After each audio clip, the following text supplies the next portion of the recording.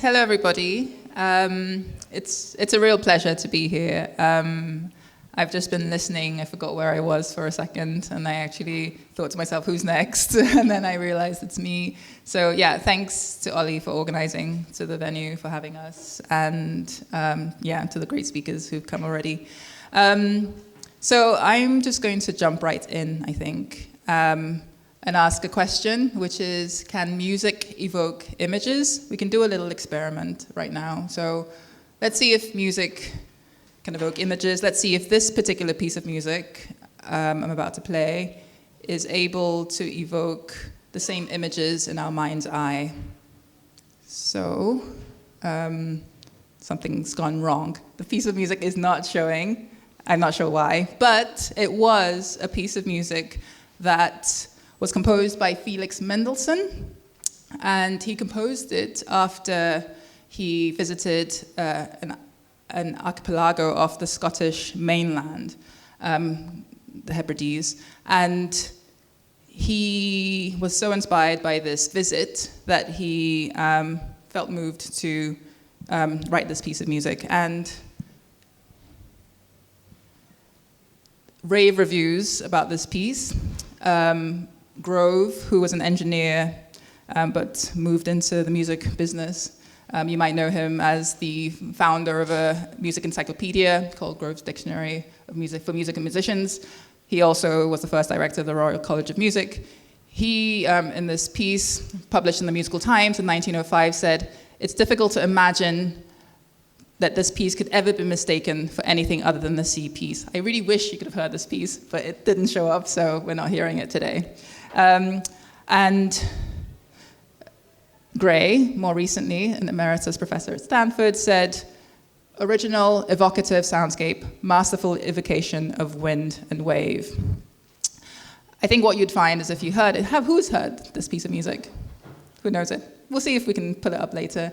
I don't think you'll all instantly say that's what's going on, and that's because there is some variety or variability in what comes up in our mind's eye when we hear music. But I think it's fair to say that research is suggesting that music does have the ability to evoke images, and I'll be talking about this some more. But first, for your information, this piece was an example of a tone poem that was very popular style of composing around the end of the 18th to the 19th century, and the whole aim was to get listeners to imagine moods, images, rather than sort of analyze the structure of the musical form. So it was really getting people in this romantic era to be very imaginative. It kind of died out, went into decline at the end of the 19th century.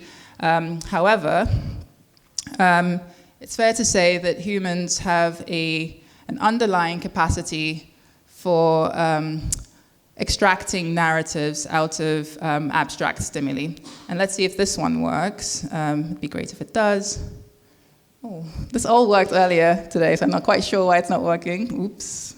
Anyway, this was a video from a paper that was reported on in a paper from Heider and Simmel in 1944, in which, in this video, you just see these shapes run around this square, and inevitably, people who see it imagine or decide that the big square is a big bully. Sorry, the big triangle is a big bully that's kind of chasing the small triangle, and at some point, the little circle's scared, and then they team up and they're chasing the big triangle. It's a wonderful, wonderful video. Look it up, it's on Google, as is Mendelssohn's Hebrides.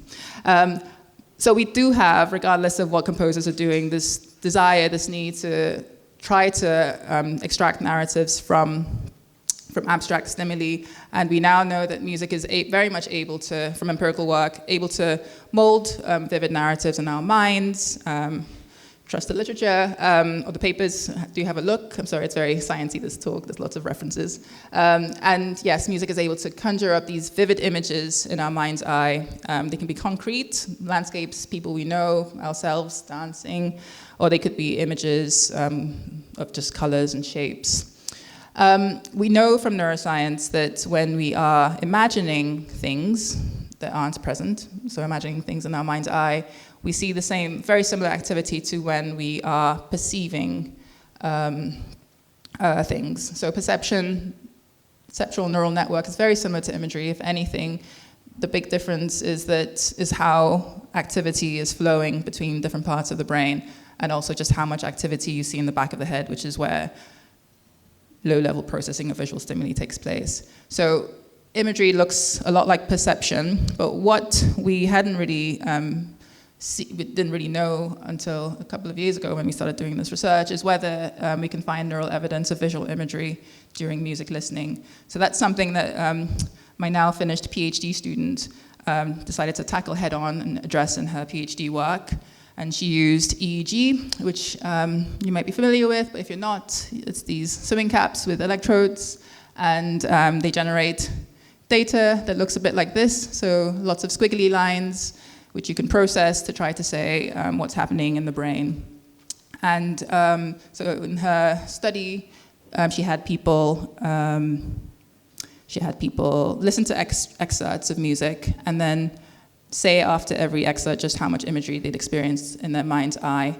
And what she was able to show is that levels of what's called alpha activity at the back of the head was tracking how much visual imagery people were experiencing. So alpha power, there's lots of it if you close your eyes, and lots of it at the back of the head if you close your eyes. Once you open your eyes, you see a drop in alpha power.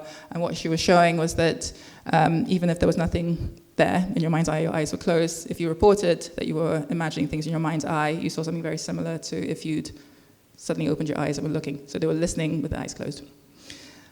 She was also able to show that the nature of what you were imagining could be tracked in the brain. So levels of beta power, different oscillatory band or type of oscillatory activity in the brain, was tracking just how full of movement your imagery was.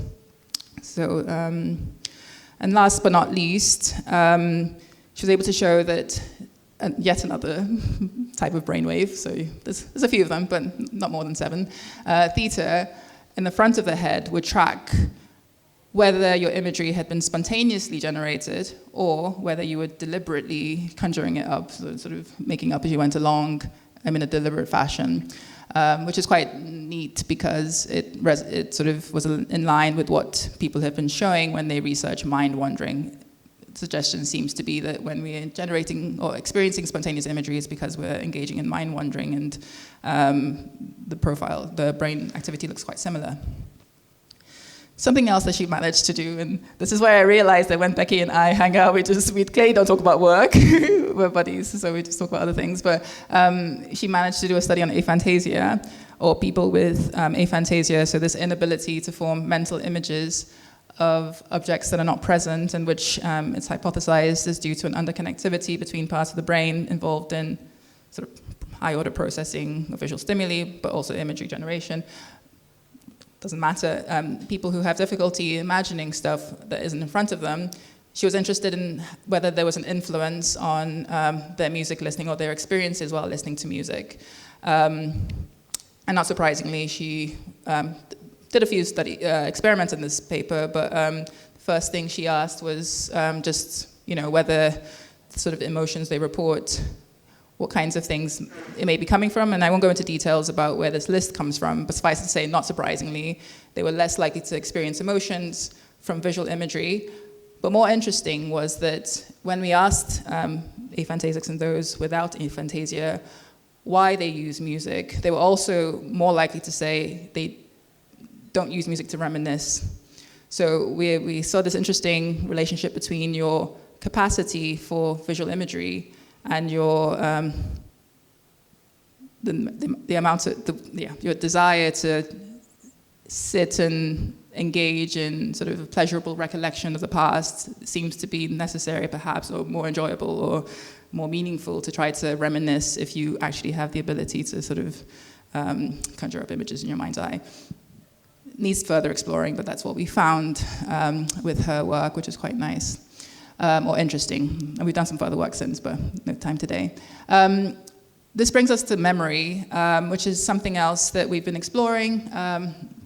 A current PhD student has been interested in this phenomenon, which is that music seems to be able to evoke vivid autobiographical memories. You probably know this from experience. Music can transport us back in time to, when we were 18 or even younger. And the question is, well, why? And lots of people have tried to explore that. But her first question was, does the music matter? Is all music equal? Is all music able to evoke these very vivid autobiographical memories? And very briefly, just because there was lots in that piece of work, but she was able to show that not all music is equal in that sense. So music that was more acoustic, less energetic and loud, a bit more contemplative, seemed to be better able to evoke vivid memories and memories that we feel are important. Nothing is that hard and fast, but that was the trend, a significant trend towards that kind of music feeling more, seeming to conjure up more vivid imagery, memories. And now, current study she's she's working on brilliantly, is asking whether music's ability to evoke vivid memories, if that ability is because at the time when the event is happening, that music's somehow working some magic on us that helps us encode that event, that information better. And to do that, she's using VR to create a sort of rich, immersive sort of experience that has a bit of a narrative going through it, and it could almost become an autobiographical memory. And the idea is that the fact is that music is accompanying different scenes in this long experience that you have in the VR headset. And we then see how well the music is influencing, how well people remember details of these experiences. Basically, you are in Amsterdam or in New York, and you are basically told you've arrived. Your friend hasn't arrived, so you have the day to explore on your own. You plopped through all these different scenes on this day on holiday. She's still analyzing the data. I won't, tempted to, but I won't tell you what she's found preliminary, just in case that changes. But really neat study, and she'll combine it with EEG in her last year of her PhD this year. So perhaps some of you wonder, well, is there anything in music and the science of music, that we're learning that could be useful for those of you who have music on while you're going about your creative practice? And I think it's worth sharing that the psychology of the arts is showing, or is theorizing, and is beginning to hypothesize and actually show that the art can inspire. It doesn't sound. Sometimes we say things that seem pretty obvious to everyone, but it's quite nice when a theory then is tested and is shown to be the case. So in this recent piece of work, for example, it was shown that if you are viewing paintings that you find aesthetically pleasing or appealing, in a subsequent creative writing task, your output will be more creative than if you were seeing paintings that you hadn't cared particularly much for. So engaging in aesthetic appreciation seemed to be able to inspire in a subsequent creative task. In the context of music, there's work coming out, again, showing that live music seems to promote feelings of inspiration. It was an experiment where there was concerts and they were tracking emotion experiences and states, and that's one of the things that came out. Awe-inducing music is seen to be particularly able to inspire, and we can talk about that for hours, but just to say that we're interested in this, and we're interested in why, what is happening in the brain when we experience awe.